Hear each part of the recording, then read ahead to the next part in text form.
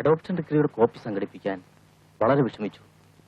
ഇനിയിപ്പം directorate of collegiate education നോക്കിയാൽ അറിയാം ഏത് കോളേജിലാണ്. പ്ലീസ് രാജേട്ടൻ, നാളെ തന്നെ ഡയറക്ടറേറ്റ് ഓഫ് കോളേജിയേറ്റ് എഡ്യൂക്കേഷനുമായി ബന്ധപ്പെടണം. സത്യം പറഞ്ഞാൽ ഞാനിപ്പോ ഒരു കൊച്ചു കുഞ്ഞിനെ പോലെയാണ്. എനിക്ക് തീരെ ക്ഷമയില്ല. താനിങ്ങനെ ടെൻഡർ ആയാലോ? അല്പമൊക്കെ സഹനശക്തി വേണ്ടേ? ഏതായാലും നാളെ നമുക്ക് ആഫ്റ്റർ 4:30 മീറ്റ് ചെയ്യാം വീട്ടിൽ. നാട്ടിൽ വേറെ പ്രോബ്ലംസ് ഒന്നും ഇല്ലല്ലോ.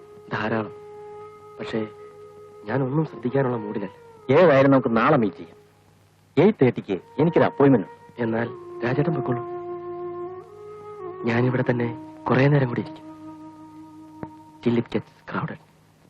നീ എന്തിനാ ഇങ്ങനെ അടച്ചുപൂട്ടി ഇവിടെ ഇരിക്കണേ? എന്താ ഇനി കോളേജിലൊന്നും വരുന്നില്ലേ? ചേട്ടൻ പോയിട്ട് എത്ര ദിവസമായി? അപ്പച്ചന്റെ സ്ഥിതി നീ കണ്ടില്ലേ? പിന്നെ ടോണിയുടെ അപ്പച്ചനെന്ന് വെച്ചാ എന്റെയും കൂടെ അപ്പച്ചനല്ലേ? അപ്പച്ചൻ എന്ത് ചെയ്യാനാ? ഒക്കെ നിശ്ചയിച്ചുറപ്പിച്ചല്ലേ? പിന്നെ അപ്പച്ചൻ പറയണത് കേട്ടിട്ട് ടോണിച്ചൻ എന്തിനാ പേടിക്കണത്? എല്ലാം എന്റെ ഭാഗ്യം തന്നെ. നിന്റെ ഭാഗ്യത്തിന് ഒരു കുഴപ്പമില്ല. നീ വെറുതെ കിടന്ന് തുള്ളാതിരിക്കും. ടോണി എന്താ പറഞ്ഞത്? എന്ത് പറയാനാ? ആണുങ്ങളായ കുറച്ച് ചുണ വേണം. എന്താ അച്ഛന്റെ ഭാവം? ഇതൊന്ന് പ്രിപ്പയർ ചെയ്യണം. നാളെ ക്ലാസ് എടുക്കാനുള്ളതാ. ഒരു പ്രിപ്പറേഷൻ അതല്ല ഞാൻ ചോദിച്ചത്.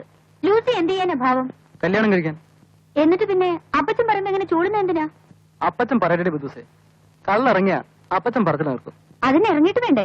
എപ്പോഴാ മദ്യനിരോധനം വന്നിട്ടോ? നീ ഒന്നുകൊണ്ട് വിഷമിക്കണ്ട.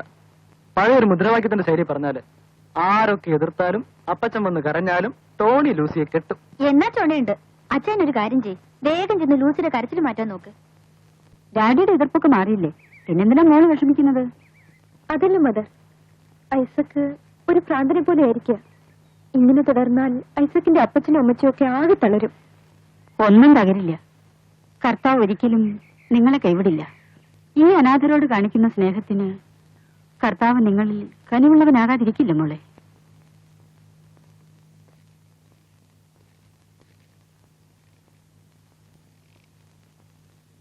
താനിന്നലെ എവിടെയായിരുന്നു?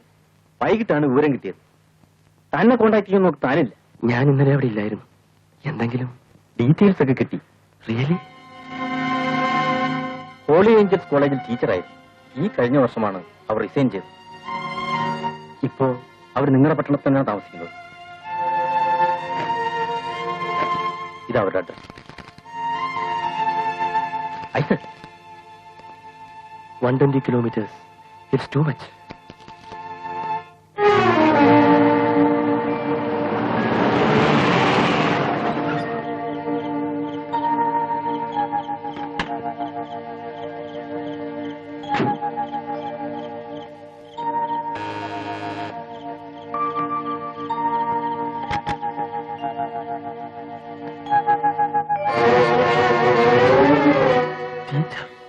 എന്താ ഐസക്? വരൂ, അകത്തേക്ക് വരൂ.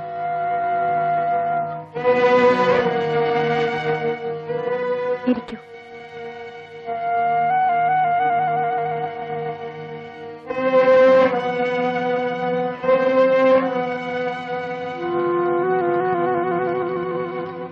ഇതാരാണ് teacher?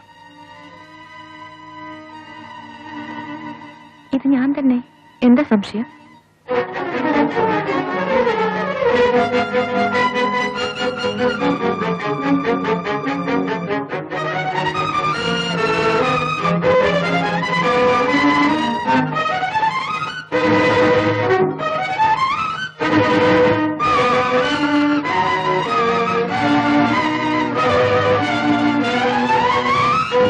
No! It can't be. Isaac,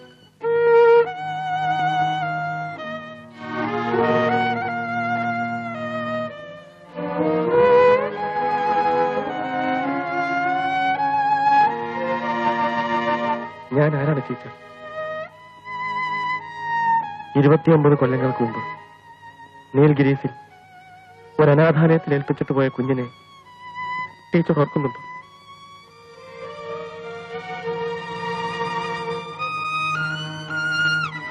teacher, ടീച്ചറെ ഞാൻ അമ്മയെന്ന് വിളിച്ചോട്ടെ?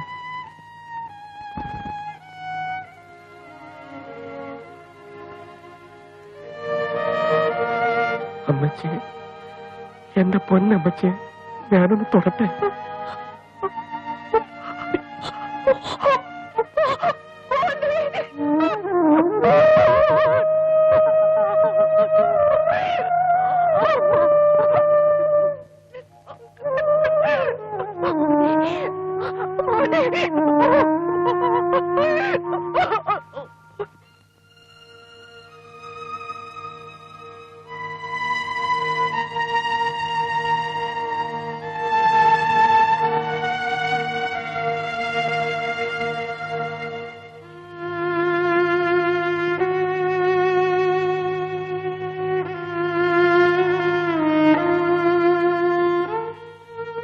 ഞാൻ ആത്മഹത്യ ചെയ്യാൻ വരെ ആഗ്രഹിച്ചു.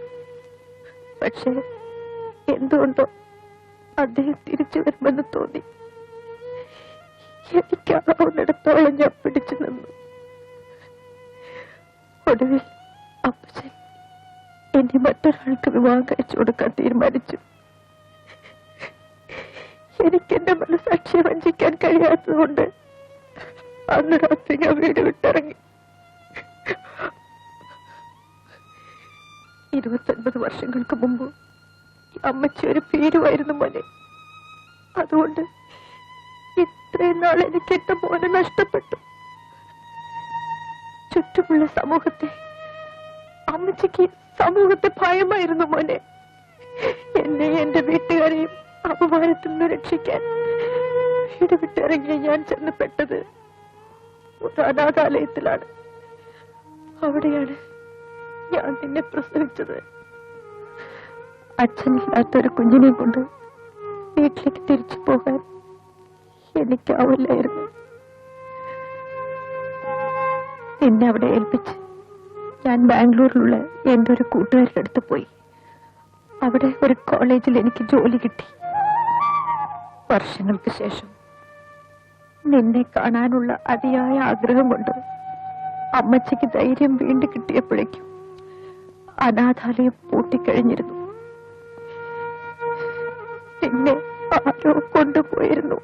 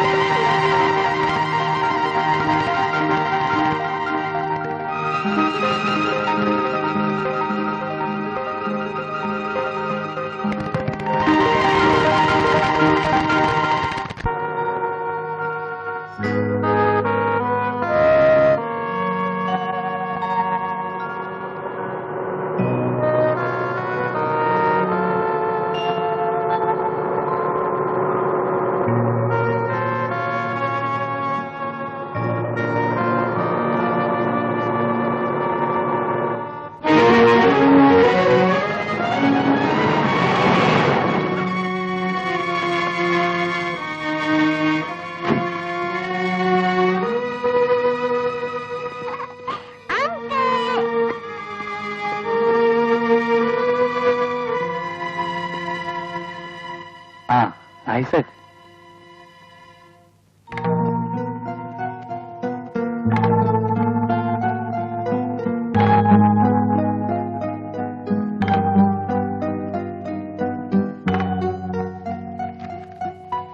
ഐസക് എന്താ നിന്ന് കളഞ്ഞത്?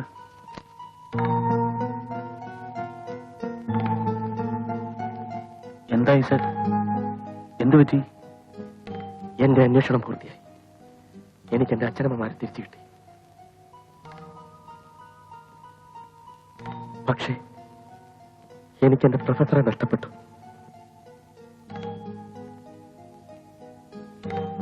സാറാ തോമസിനെ അറിയുമോ?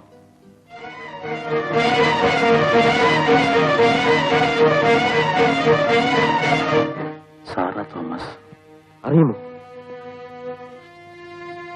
ഹോളി ഏഞ്ചൽസ് കോളേജിൽ ലെക്ചറായിരുന്ന സാറാ തോമസിനെ.